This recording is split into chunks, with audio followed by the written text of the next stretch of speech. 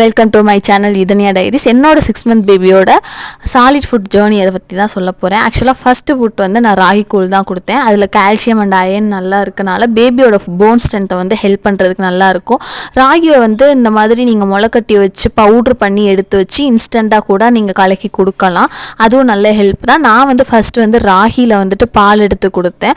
அதுக்கப்புறமேட்டு அதை வந்து நான் 2 days கொடுத்தேன். பாப்பா உண்மையில் நல்லாவே சாப்பிட்டாங்க.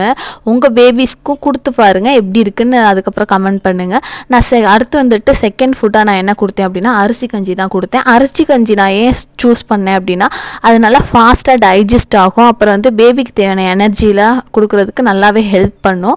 நான் அரிசி கஞ்சி வந்து அரிசியை நல்லா வாஷ் பண்ணிவிட்டு நல்லா கொஞ்சம் காய வச்சுட்டு வறுத்து பொடி பண்ணி அதை வந்து லம்ஸ் இல்லாமல் நீங்கள் நல்லா தண்ணியில் கலக்கி விட்டுட்டு அதை நீங்கள் அடுப்பில் வச்சு சர்வ் பண்ணலாம் பேபிஸ்க்கு. அந்த பவுடரை வந்து நீங்கள் ஒரு 10 day வந்து பாக்ஸில் போட்டு வச்சுக்கிட்டு யூஸ் பண்ணிக்கலாம். அதுக்கப்புறமும் நீங்கள் உங்களுக்கு தேவைப்படுதுன்னா நீங்கள் நியூவாக தான் அரைக்கணும். நான் இந்த பவுடர் வந்து ஒரு 1 week மட்டும்தான் வச்சுக்கிட்டேன். நீங்களும் அதே மாதிரி வச்சு யூஸ் பண்ணுங்கள்.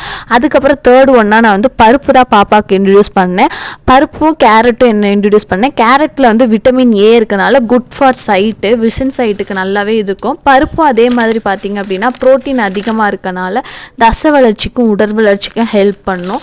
பருப்பு பாப்பா ஃபஸ்ட்டு அவாய்ட் பண்ணாங்க. அதுக்கப்புறம் அவங்க சாப்பிட ஆரம்பிச்சிட்டாங்க. கேரட்டுமே நல்லாவே சாப்பிட்டாங்க.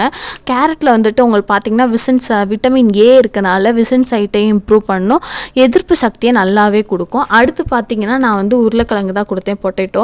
இது வந்துட்டு நல்லாவே போதுமான எனர்ஜி உங்கள் பேபிக்கு கிடைக்கும். நல்ல கார்போஹைட்ரேட் உணவு கூட இது. நான் இதை இந்த மாதிரி தான் கொடுத்தேன் பேபிக்கு. நீங்களும் ட்ரை பண்ணி பாருங்கள். அடுத்து நான் கொடுத்தது வந்து ஸ்வீட் பொட்டேட்டோ தான். இந்த ஸ்வீட் பொட்டேட்டோவில் வந்துட்டு பார்த்திங்கன்னா நார் சத்து விட்டமின்ஸ்லாம் அதிகமாக இருக்கனால பேபி நல்லா ஆரோக்கியமான வளர்ச்சிக்கு இது நல்லாவே ஹெல்ப் பண்ணணும். நீங்கள் இந்த மாதிரி ஒரு ஃபில்ட்ரு வச்சுட்டு நல்லா அதில் உள்ளதெல்லாம் எடுத்துகிட்டு இது பண்ணுங்கள். அண்ட் ஸ்வீட் பொட்டேட்டோவை எப்படி பேபிஸுக்கு கொடுங்க, உண்மையிலே நல்லாவே சாப்பிடுவாங்க. நான் இந்த மாதிரி தான் ட்ரை பண்ணேன். நீங்களும் ட்ரை பண்ணி பாருங்கள்.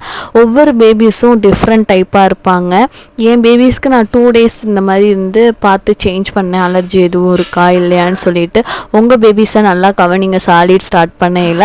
அண்ட் இன்னொரு திங் என்ன அப்படி சொல்லி பார்த்தீங்க அப்படின்னா உங்கள் பேபிக்கு ஏதாவது அலர்ஜி இருக்குது, இந்த மாதிரிலாம் ஃபுட்டு எதுவும் சேரலை அப்படின்னா நீங்கள் கண்டிப்பாக வந்துட்டு டாக்டரை பாருங்கள். நீங்கள் ஏதாவது ஒரு ஃபுட்டு டிஃப்ரெண்ட்டாக கொடுக்குறீங்க அப்படின்னா ஃபஸ்ட்டு வந்துட்டு அந்த ஃபுட்டை வந்து தனியாக கொடுத்து பாருங்கள் ஒரு 2 daysக்கு. அப்புறம் எந்த ஃபுட்டுனாலும் நீங்கள் மிக்ஸ் பண்ணி கொடுங்க.